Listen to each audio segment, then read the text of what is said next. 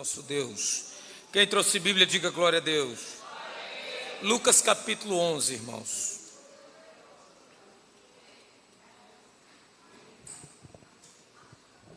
Lucas capítulo de número 11.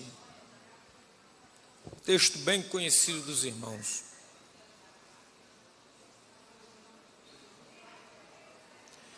Versículo de número 9. Lucas capítulo 11. Versículo de número 9.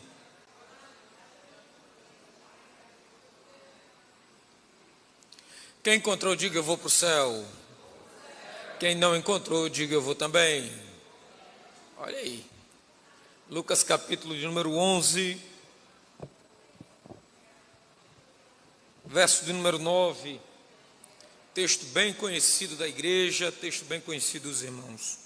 Todos amém, irmãos? E eu vos digo,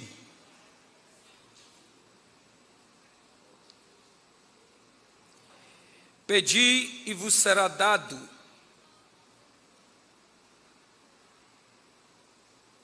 buscai e encontrareis, batei e a porta se abrirá para vós, porque todo o que pede, recebe, e o que busca, encontra, e ao que bate, a porta, a ele, ela será aberta. Amém? Amados, texto bem conhecido dos irmãos. Texto do versículo 9, versículo 10, é o complemento de uma história em que Jesus vai nos contar e vai abrir esse contexto falando a respeito da oração do Pai Nosso. Talvez a oração mais conhecida da Bíblia e talvez a mais mal interpretada. Por quê? Porque a oração do Pai Nosso, ele é um exemplo a ser seguido, não uma oração para ser refeita. Jesus, ele ensina aos seus discípulos a como se deve orar e não a como orar. Por quê? Porque o que Jesus está tentando dizer é uma orientação, símbolos do que nós devemos fazer quando dobrarmos os nossos joelhos e começarmos a falar com Deus. Então o que Jesus está dando é uma orientação para que venhamos segui-la. Jesus está tentando nos ensinar, através dos seus discípulos, o caminho da verdadeira e genuína oração. Mas o texto, ele é muito forte, o texto, ele é muito completo, e quando você alinha esse texto à sua espiritualidade, em um momento de louvor, de adoração a Deus e de conversar com o Senhor, você vai entender que tem algumas coisas no texto que Jesus nos apresenta que são muito profundas. Por exemplo, para quem é estudante de teologia, o versículo 1 do capítulo 11 já causa uma agonia, porque todo estudante de teologia e aluno de EBD sabe muito bem que você foi ensinado que não existe texto sem contexto. Como já foi mencionado aqui, todo texto tem um contexto. O problema é que, assim como a regra e o ditado já diz, para toda regra existe uma exceção. Então Lucas capítulo 11 é essa exceção. Por quê? Porque o versículo 1 do capítulo 11 de Lucas nos ensina algo espetacular. Ele vai abrir dizendo o seguinte: certa vez. Perceba que quando ele diz certa vez, aqui vai ter uma vírgula. O que o texto está apresentando é que não é uma história continuada, mas a partir de agora é uma nova história sendo contada. O que Lucas está descrevendo através de suas palavras, e isso é muito bom, porque Lucas, por ser doutor, ele está diagnosticando a história que ele ouviu.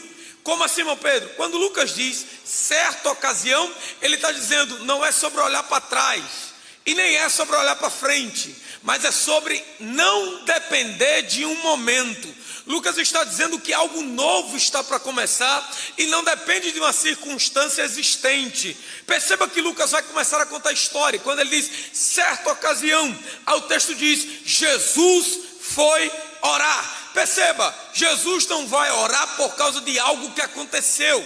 Jesus não vai orar por causa de algo que lhe foi contado. Jesus não vai orar por causa de algo que ele está sabendo. O texto diz que não tem momento, não tem circunstância. Jesus decidiu orar. Então a primeira lição que eu aprendo é que oração não tem circunstância, oração não depende de momento, oração não depende de situação que você está inserido. Quando o texto diz, certa vez Jesus decidiu orar, o que o texto está tentando nos dizer é, não se ora por causa de algo, se ora independentemente de qualquer coisa. Jesus está dizendo para nós, logo no versículo 1, na primeira frase, certa ocasião, o que ele está dizendo, quando você decide orar por causa de algo, é esse algo que está te levando a se aproximar de Deus. Mas quando você faz da oração a não depender de causa, de coisa e nem de circunstância, é você dizendo a sua situação, não é você que me vence, mas a minha oração vai vencer você. Light with the Hebia. Certa ocasião Jesus decidiu orar. Perceba, Jesus não é conduzido pelo momento que ele está enfrentando, porque momento não muda quem é de oração. Momento não altera a vida de quem é de oração. Você nunca vai ver alguém de oração de cabeça baixa, porque quem é de oração entende que o momento está te moldando para o que vem após dele. Quem é de oração não depende de circunstância. Quem é de oração não depende de situação. Mas toda situação é dependente do ato de orar.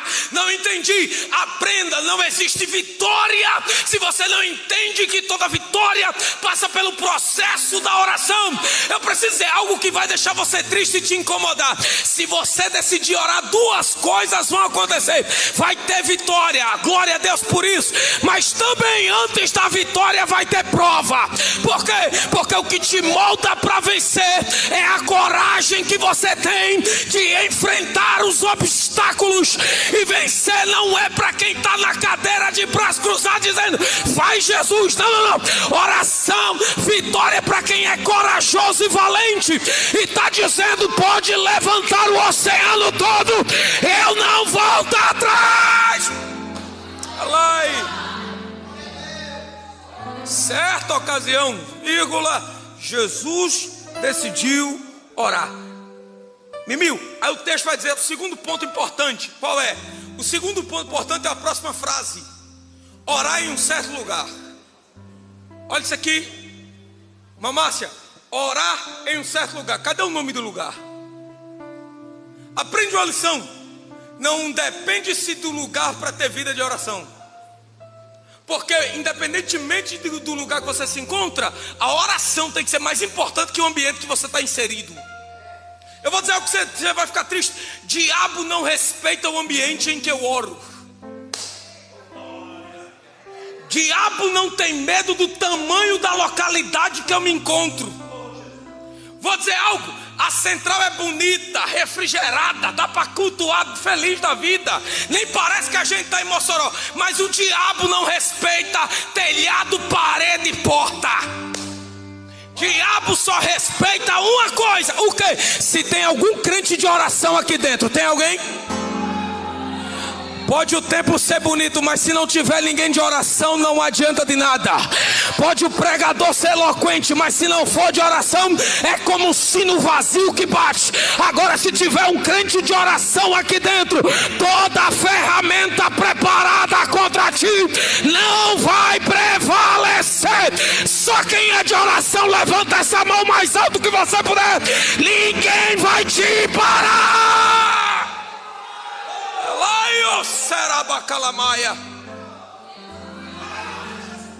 O que é mais curioso, quando o texto diz que Jesus orou em um lugar, isso é espetacular, porque o texto está dizendo que o mais importante que o ambiente que Jesus orou é o fato dele estar orando. Por quê? Porque o texto diz, a Bíblia Sagrada nos diz que Jesus orou no monte. Dá para dar um amém, irmão?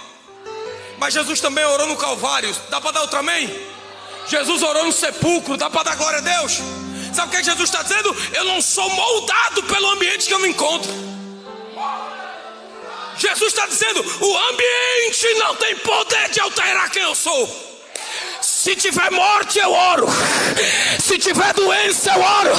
Se tiver vitória, eu oro. Se tiver bênção, eu oro. Se tiver milagre, eu oro. Quem é de oração muda o ambiente. Ai.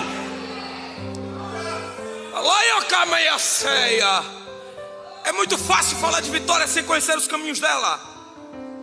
Esses dias eu vi um pregador postar uma frase no history, e na hora eu corrigi, porque eu até brinquei. Os meus seguidores não podem ouvir isso e acharem que é certo. Ele disse: Jesus usou um desviado. Diz verdade. Mas aí eu coloquei: não é porque ele usou uma jumenta que fez dela uma profeta.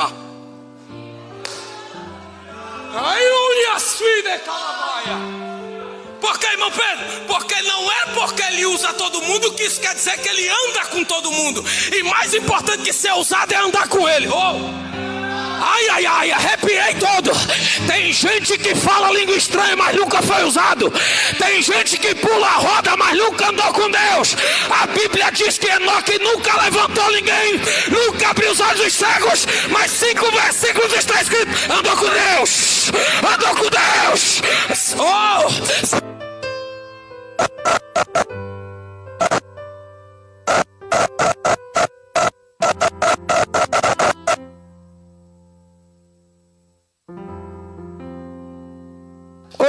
Céu não vai entrar pregador, irmão. Fica triste não. No céu não vai entrar cantor. No céu não vai entrar quem tem cargo. No céu só vai entrar quem anda com ele de manhã, quem anda com ele de tarde. E só tem um jeito de andar com ele. Qual é? Oração, oração, oração. Oração. Oração. Jesus está dizendo: eu não sou moldado pelo ambiente nem pelo momento. Não é o que eu vivo que me conduz a orar. Eu não falo com Deus para Ele me propor um momento. Eu falo com Deus porque a melhor coisa que existe não é o lugar que eu estou orando, mas é a prática da oração que me leva a um encontro com Ele. Ricardo, uma coisa que eu aprendi com Deus foi que a maioria das pessoas querem ser usado, mas nunca querem praticar o processo para ser. Você já viu gente preguiçosa para orar, irmão? Você conhece quem é de quem não é de oração? Quem é de oração fala e nada acontece. Agora bota alguém que é de oração, irmão. Porque quem é de oração nem sempre fala bonito, mas quando fala,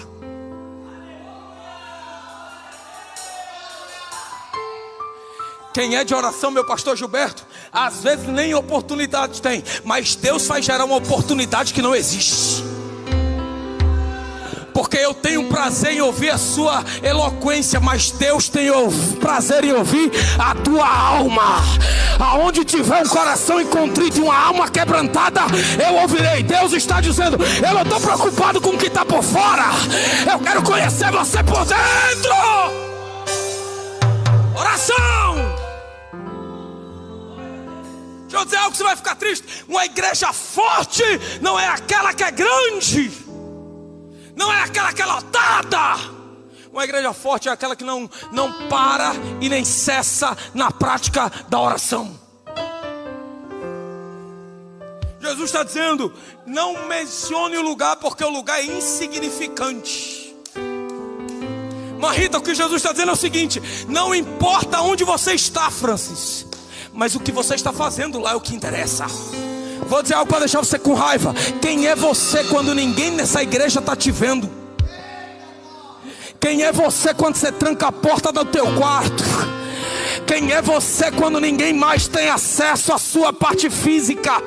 Porque Jesus está dizendo: pular que é fácil. Eu quero ver você de oração lá dentro.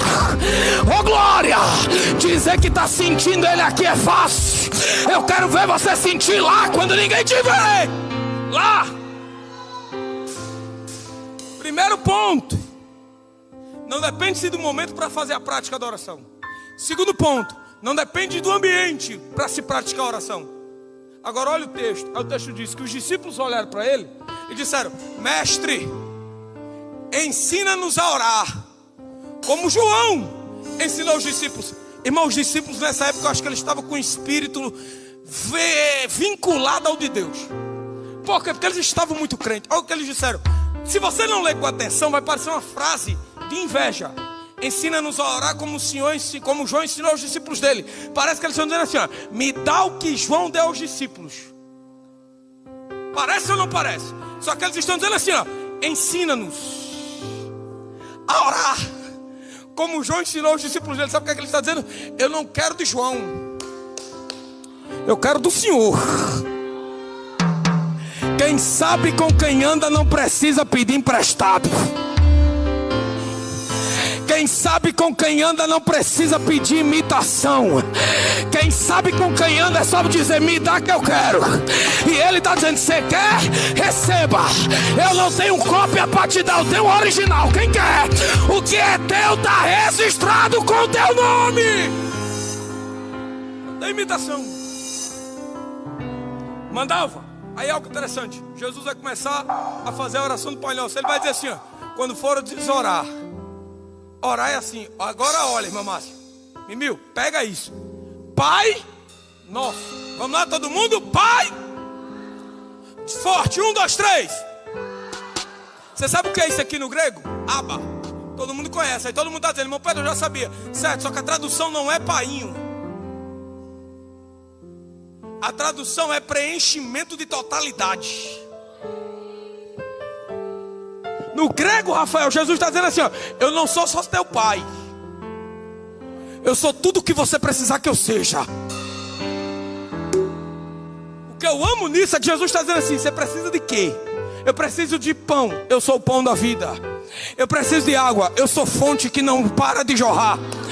Eu sou a vitória, eu sou a vitória que você precisa. Eu preciso de uma porta aberta, eu sou a chave que abre toda a porta. Eu sou tudo que você pensa. Olha, tudo. E sabe o que é mais lindo nisso? É que não é exclusivismo. Como? Eu não sou pai só de um.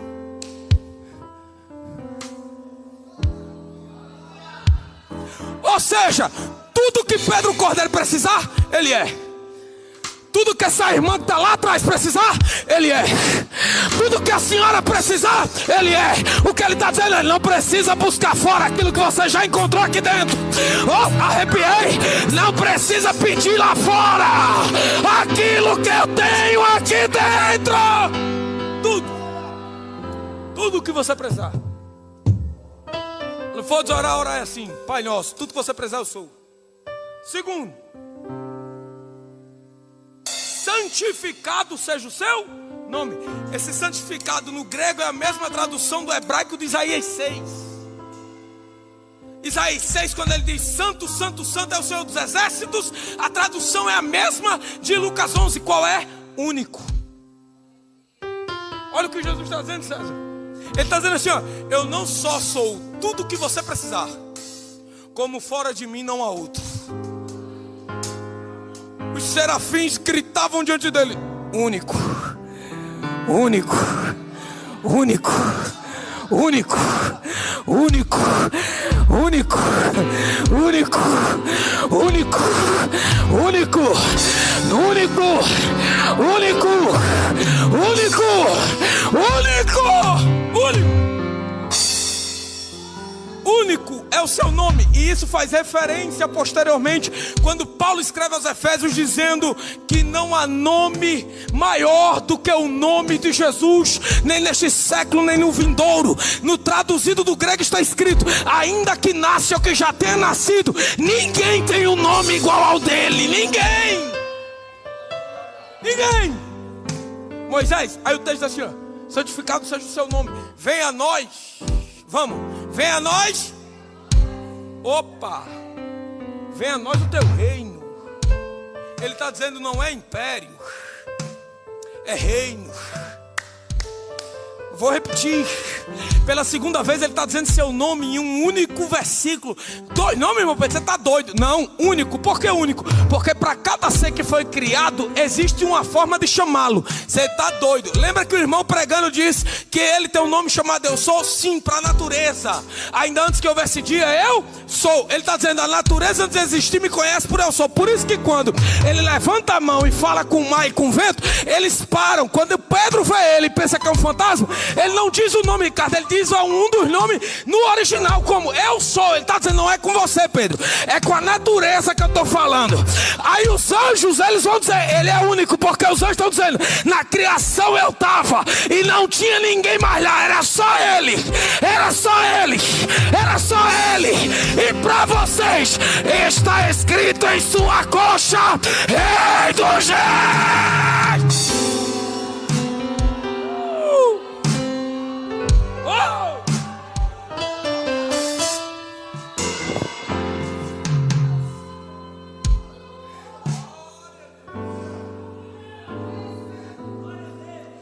Jacó vai profetizar: o cetro não se apartará da sua mãe, o seu reinado não terá fim. Gênesis 49. Aí Lucas capítulo 1, pastor Gilberto, o anjo Gabriel desceu e disse assim, ó, tem um menino que nascerá do teu ventre, e aí dentro não tem uma criança, porque quem nasceu criança foi Pedro Cordeiro, o Anderson, pastor Gilberto. Ele diz, aí dentro tinha um rei, porque está escrito em Mateus capítulo 2, é nascido o rei. Ele não foi feito, ele não foi criado, ele é, ele é.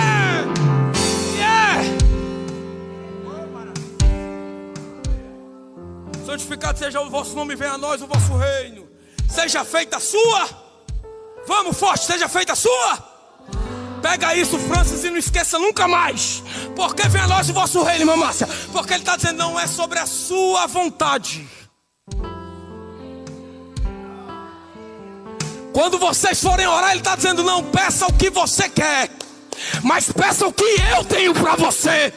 Ai, oh glória, eu vim pregar para dois tipos de crente hoje aqui. Qual é?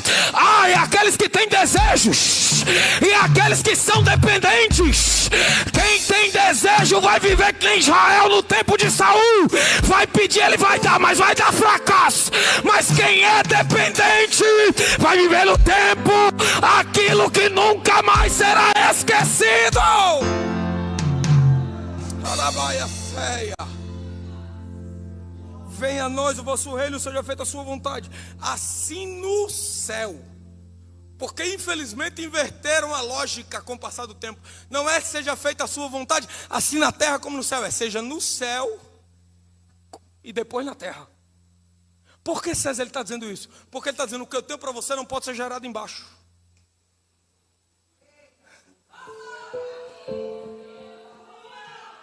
Porque se for gerado embaixo, você tem acesso. E tem coisa que Deus vai fazer na sua vida que você não pode saber. Por que não, irmão Pedro? Porque se você souber, você atrapalha. Aí ele diz, seja feita a sua vontade no céu e depois na terra. Porque ele está dizendo, tudo que eu começo a fazer aqui será gerado aí. Não entendi, a porta não se abriu hoje porque você está dando glória. Já faz tempo que ela está sendo aberta lá. Oh, aleluia, parece que alguém entendeu ali no meio. Vou repetir, primeiro lá, depois aqui. Por quê? Porque ninguém daqui pode ter acesso àquilo que é gerado lá. Aí ele está dizendo, por que aqui, depois aí? Porque você vai ficar surpreso com aquilo que começou lá e vai terminar aqui. Depois aqui. Olha agora o tremendo. O pão nosso de cada dia nos dá hoje. Irmão, você acha que Jesus está fazendo assim? Você vai pedir o que você quiser? Não, ele está dizendo, peça aquilo que você precisa. Pão nosso, ele está dizendo, alimento diário. Algo que eu preciso. Por quê? Porque o que Jesus está dizendo é, quando fores orar, lembre-se, oração não é para quem quer receber o que quer, mas aquilo que Deus tem para dar. Então o que ele está dizendo é, quando fores orar, faça questão de se lembrar que eu não te darei nem sempre o que você sonha. Faltou glória, vou repetir para você ficar com raiva, porque profeta que não incomoda. Vou repetir, aprenda que nem sempre Deus irá realizar os teus sonhos. Doeu, não foi? E se eu engrossar mais o caldo, você fica triste e começa a se levantar e ir embora? Porque eu vou engrossar mais. Por quê? Porque tem sonho que você quer que aconteça, que vai matar você. Aí ele te ama tanto que está dizendo, lembra do começo da oração? Pai nosso. Não entendi, meu Pedro. Ele não pode te dar tudo que você quer, mas sempre dará tudo aquilo que você precisa. Por que, irmão Pedro? Porque o que você precisa não começou a ser gerado agora. Porque quando Jesus disse, o pão nosso e cada dia nos dá hoje, Ele está dizendo, aquilo que eu preciso hoje. Aquilo que eu preciso agora. Tem coisa que você quer hoje que não está no tempo de receber ainda. Ele está dizendo, aquilo que você quer para hoje talvez não seja o que eu vou te dar. Mas tem uma coisa, todo dia tem algo de Deus acontecendo na sua... Opa! Ô glória, tem alguém vivo aí, irmão?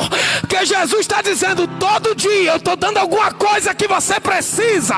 Você só está aqui porque Ele te guardou para chegar. Todo dia, o pão nosso e cada dia de hoje, tudo que você precisa diariamente Ele manda. Pregador, você está doido, você não sabe o que eu estou enfrentando. Exatamente, o que te trouxe não foi um milagre. Mais do que aquilo que você deseja, você precisa entender que o que você precisa de verdade é a presença dEle que você já sentiu. Então o que Ele está dizendo é, você entende que até para te trazer eu preciso mexer no ambiente que você está. Faça a sua vontade. E aí depois aqui o pão nosso e cada dia nos dá hoje. Aí Ele diz, perdoai as nossas ofensas como nós temos perdoado. E livrai-nos da tentação. Sabe o que eu acho bom nisso? É porque Jesus está dizendo que a oração é para reconhecer fraqueza. Ricardo, oração não é para quem é forte. Oração é para quem é fraco. Jesus está dizendo, reconheça que se eu não for na tua vida, você já tinha desviado faz tempo. E o que te sustenta? O que te sustenta é a graça dele na tua cabeça. O que te sustenta é essa voz te dizendo, não para que eu sou contigo. O que te mantém de pé é essa presença na tua alma, aquecendo o seu coração e dizendo, abre a boca porque eu estou fazendo. Ele está dizendo, sou eu que te guardo, sou eu que te livro, sou eu que te protejo.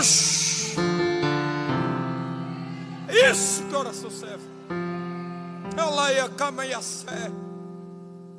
E aí Jesus vai dizer, qual de vós, tendo um amigo que chegou tarde, meia-noite, chega para você e pede pão, e você vai pedir um amigo, ô amigo, abra a porta aqui que eu estou precisando comer. E tem um visitante amigo meu lá em casa, rapaz, que chegou sem nada, e ele veio me pedir socorro, e eu não tenho, mas eu sei quem tem, eu sei que você tem pão. Guarde isso, que eu preciso que você agora tranquilize sua mente para entender isso. Perceba que Jesus está apresentando uma oração importuna. Amigo importuno, desculpa. Jesus está apresentando 3 amigos diferentes. Jesus está apresentando um amigo que tem pão. Anderson, ele está apresentando um segundo amigo que parece que tem, mas não tem pão nenhum. E ele está apresentando um terceiro amigo. Que terceiro amigo é esse? Aquele que não tem nada. E isso é que eu acho curioso. Por quê? Porque ele diz a hora que esse amigo que não tem nada vai atrás daquele que parece ter. Meia-noite. O que ele está dizendo é, tem adversidade que tem hora marcada.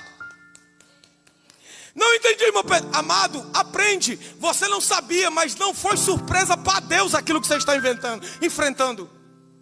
Ninguém pega Deus de surpresa. Sabe o que Deus está dizendo? A questão que você não entendeu, que até as suas provações só estão acontecendo porque passou pelo meu crivo.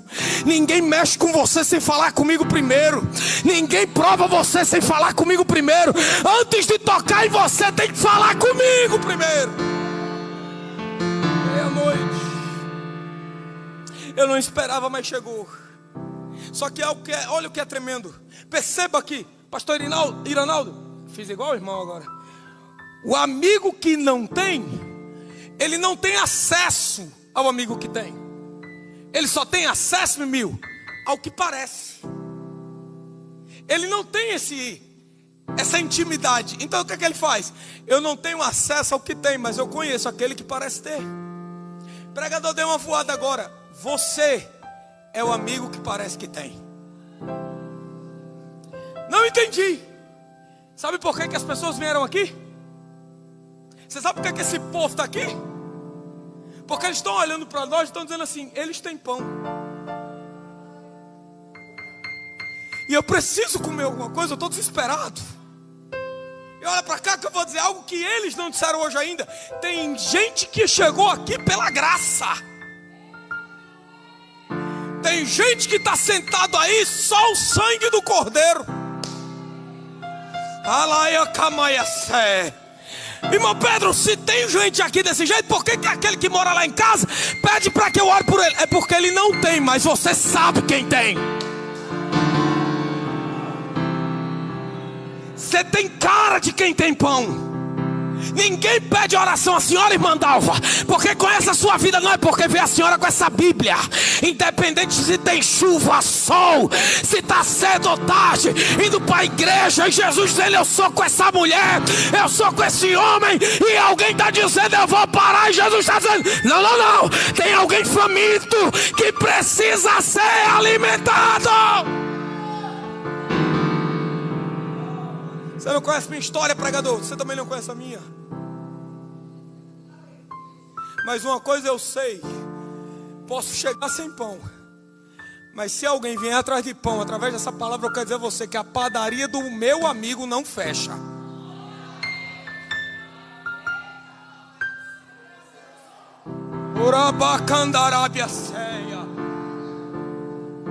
Sabe que isso é tremendo, Márcio Azevedo? É que quando ele diz que o amigo chegou, ele não diz assim: eu não fiz questão de não receber porque estava tarde. Ele disse: rapaz, eu vou lá na padaria do meu amigo.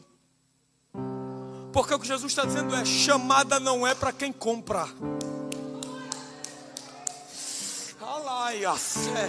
Não dá para entregar depois que Deus chama, porque chamada não tem contrato assinado. Chamada não tem papel em cartório. Chamada é essa voz no teu ouvido dizendo: como é que para? Jeremias disse: não prego mais, não profetizo mais, as tuas palavras são uma vergonha na minha boca. Aí no versículo seguinte ele grita: mas como farei isso se as suas palavras me ardem nos ossos? Não dá para parar mais. Não dá. Não dá. Para terminar, para nós que é doido, assembleando pentecostal, quantos amigos vieram à casa dele? Diga um. Quantos amigos?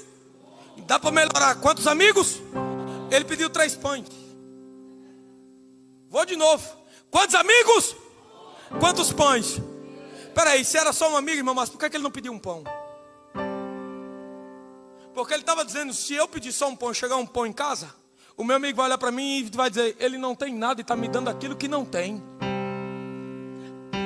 Vamos melhorar agora? Se era um amigo, por que ele não pediu 2? Um para ele e um para o amigo.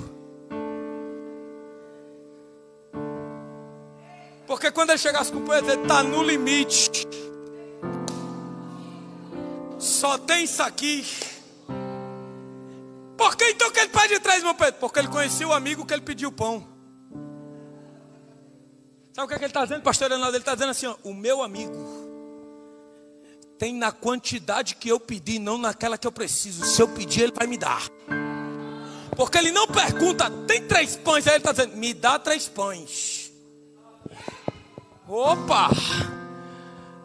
Meu Pedro, como assim? Ele não está dizendo assim: ó, o amigo que eu conheço, a padaria dele não tem massa que finde. Não quero só para o meu amigo, eu quero para mim também. Não quero só para mim e para ele, eu quero mais do que aquilo que a gente precisa. Tem algum valente essa tarde aqui nessa igreja? Algum corajoso? Que Jesus está dizendo: pode pedir. Aqui a máquina não quebra, aqui a máquina não engancha, a panificadora do céu está aberto. Quem quer pão pode pedir que lá tem. Você pode ficar de pé por 1 minuto e eu encerro. Você pode fechar os olhos, por favor.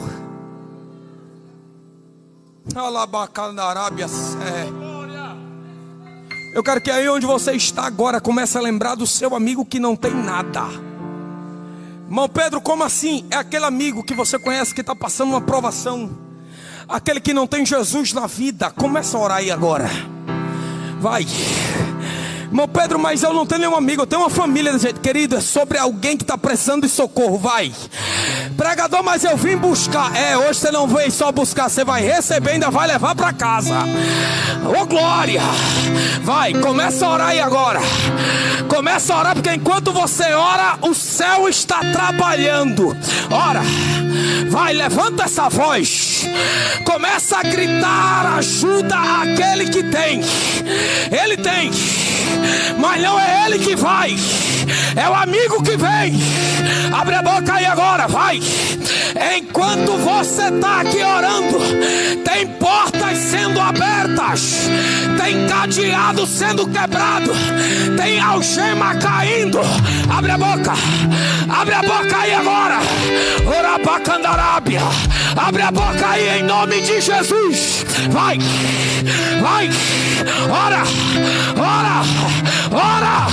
Pede além, pede além, pede além, pede além, pede além, pede além. O céu tem para te dar. Pede além, pede mais, mais, mais, mais, mais, mais.